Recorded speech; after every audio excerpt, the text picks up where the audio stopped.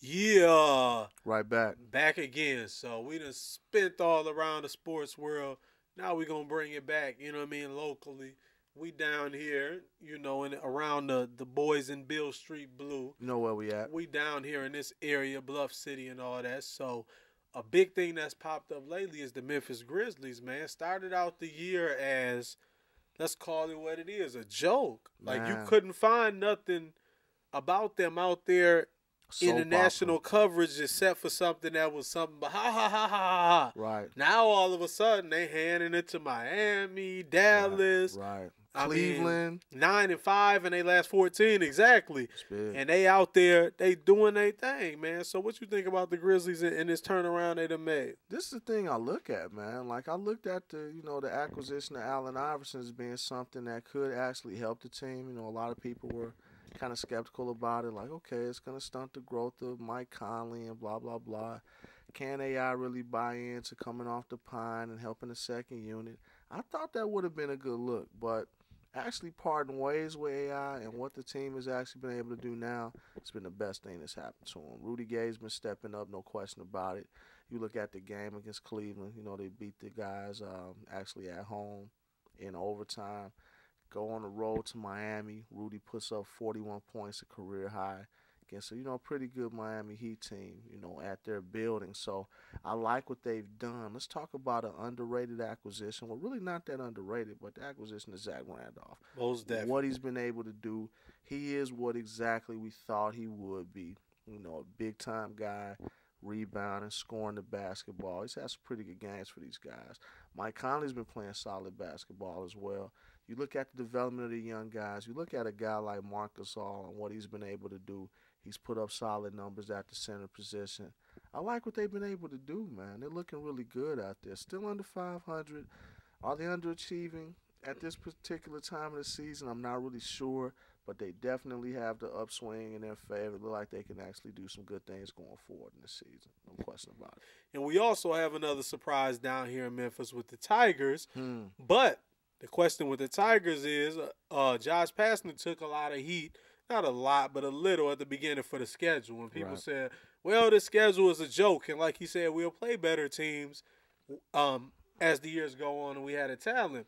Now the schedule is starting to look like genius to me because they took Kansas down to the wire and almost beat them. They did. And now they're, 7-1? And it's like, do you really want to load up on all those teams now? Which they might have beat some of them.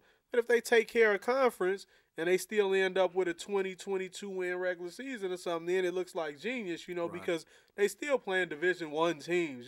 They playing the Arkansas States of the world. Exactly. But hey, they winning those games, and they blowing those teams out. I'll tell you what, man. I think it's a tribute to what Josh has been able to do. It's his first coaching gig. Not only that, but what I'm seeing from this team, they've put together some solid wins. They, beat some pretty solid teams, that are pretty, good in the NCAA, no question about it. Tournament type caliber teams. What I like about what I'm seeing from this team is they're all playing as a team. It's not like one guy, and everybody's like standing around waiting for this one guy to do something. They're all playing ball. They're all playing hard. They're all playing good defense. They're all getting out there. They're playing together as a consummate team, and that's what you need. They're really buying into what Josh is really trying to establish there. And I like what I'm seeing. Like you said, they're 7-1 now. Is it really overachieving at this point? I'm not really sure. I like what he actually does. He is a Calipari disciple, but what I'm liking about him is he's actually showing the ability to coach. So speaking of Tigers, we're gonna talk about another Tiger The Tiger. real quick. The Yes. Tiger, man. So what you think, man? They basically they own the boy right now, real hard. Bad. It's like they got a magnifying glass on him.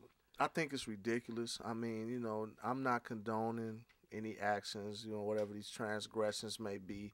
A lot of speculation still out there. I mean, a lot of people are going to still be rooting for Tiger. They're going to be waiting for him to come back to, PGA events, especially, the Masters, the PGA Tour, what have you. But this is what I'm looking at. I mean, really, are writers out there really expecting this guy to be suspended by the PGA for his actions? I mean, if Joe Blow, the CEO of ABC Inc., cheats on his wife or what have you, is he going to face any disciplinary action at his job? I don't think so. So I think that, the whole, tabloid type media is like diving into this a little too deep. But again, that's what you get, man, when you're on that particular pedestal, when you're placed on that pedestal as a top athlete. And it's unfair. There's no question about it. But, it's what you get, man. It's six one way, half a dozen another. Again, I'm not condoning his actions. If I'm a married man, hey, it is what it is. That's a vow that you make between you, that person, and the man upstairs. You got to commit to that.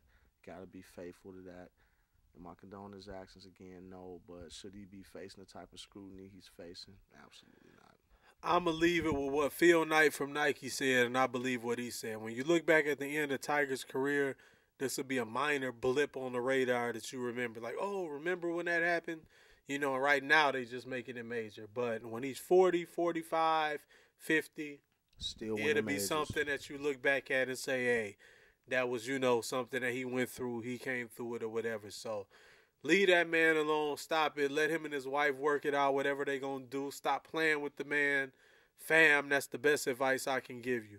It's the sports fam. Stop playing. We not nosy like that. Like, y'all need to leave that man alone. Get out of his business. And on that note, we going to get out of here. Tiger, I know you chilling. Go, crack you a cold one. Sit back, man. Enjoy the family. Enjoy the kids. Watch some of these games coming up like we're going to do. And we're going to get back at y'all next time. That's what's up. Bringing you up to date with what's happening in the sports world and what we think about it. So shake it off, man. Get right with your family. Log on to the fam. www.sportsfam.com. Sports with a Z. Don't forget it. Holler at your people. No doubt.